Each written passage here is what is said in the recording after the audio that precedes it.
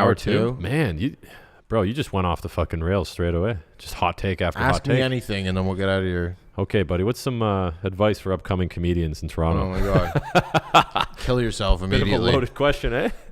You know what's funny? This podcast. The best thing that could happen is you end up on CP24 as a statistic.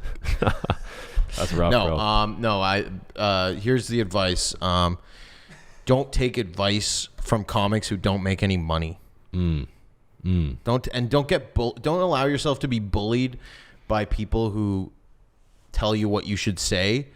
Just say what the hell you want and then you'll meet the people who are like-minded to you. Because when I started comedy, all these woke comics that are in their like 40s and 50s now, they were not woke like 10 years ago or whatever when I started. They were mean. They were mean to open mic comics. They're like, you suck. Now everybody's about inclusion and being inclusive. That doesn't make you funnier. Okay? Being like, okay, guys, let's be kind. And I'll be honest, I put a lot of different types of people on my show. I don't want to use the word diverse, but it is very diverse and from every angle in terms of, all the shit, race, gender.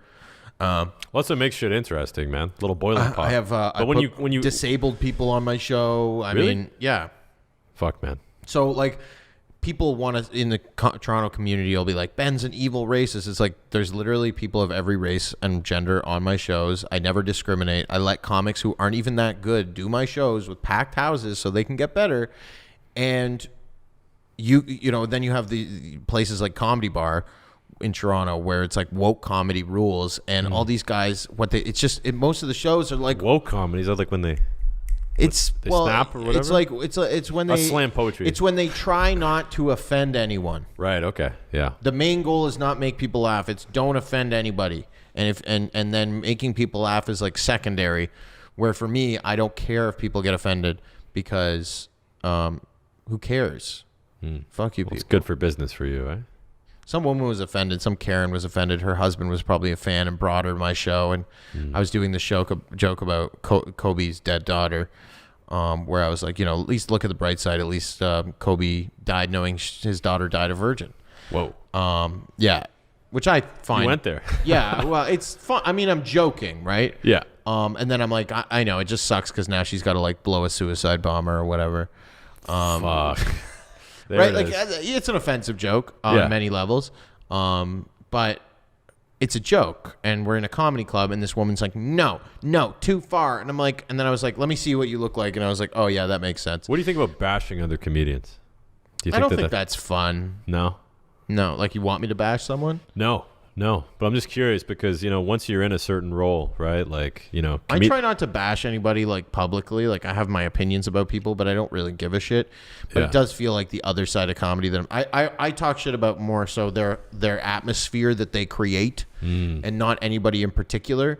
Because there's the old Gary Vee saying that, well, he probably took it from somewhere, but, either you don't want to tear other people's towers down. You just want to build the biggest tower. But as a comedian, your job is to make fun of things. Yeah, but also Gary Vee's a loser too. He's just like a little short little. No, I'm just tearing him down. Bro, he's like a Gary billionaire. Vee's my phone screen. Look, yeah. Oh, no, really? it's not. No, I met him though. He's sick, dude. Look, he's a great guy. I think that it's okay to make fun of other comedy atmospheres and like the culture of comedy. But what I think is not cool is like if I went out of my way to try and get people who I didn't like their comedy or didn't like what they're doing, try to get them canceled, which I would never do. Ooh, whereas like blacklisted? Well, I can't really, because what would I do? Be like, they're all being woke and not offending anybody. Like, yeah, you're not. I guess really I could just talk shit about specific people and you'd like be in try a position for them to do that to you. Of course, and they do all the time, right? Really? Oh, that's fucking toxic. Yeah, like a lot of comics will. Like I did a show at Yuck Yucks for the PPC because my dad's friend was running for the PPC and he asked me to help him with a fundraiser. He really liked my comedy. He saw me on Rebel News, whatever. I'm like, cool, fine, let's do it. I'm getting paid. So I suggested, considering I've been doing a lot of my own shows, I wanted to bring some business back to Yuck Yucks. Right. So I said, hey, guys, can we rent the space out? So they got in touch with the guy. They rented the space out. We did the show there. And right before the show, there were comedians tweeting out, like, of course Yuck Yucks is hosting a bigoted political party comedy show with comedian Ben Bankus, who, and they're like, I'm like, dude, I actually got them business. They didn't book this, and then he's like, "There's some comedians on the Yuck Yucks roster who haven't even gotten a spot yet." I'm like, "Dude, I'm not taking that away. This is on an off night. There was no other shows this night. I'm bringing them some money for PPC rentals." gets a fucking really bad rap. They get a bad rap, and I get it. And I make fun of the PPC in my own act in front of the PPC and to other people because the PPC can take a joke. They can take a joke. Yeah. I made fun of. I went to a PPC rally and it was so boring, and I did stand up there and I go up and I was like, "This is so pathetic. Like, you're gonna lose. Like, this is pathetic." I was like, "You know what? This is such a bad rally that I'm after this going to Shoppers Drug Mart and asking for both doses at once because I don't want to fucking be associated with you people." Just right in the ears, right? eh? Yeah, and they laugh. They get it. They're like, and I was like, the PPC's run by like holistic medicine women who do holistic medicine at home and have yoga mats,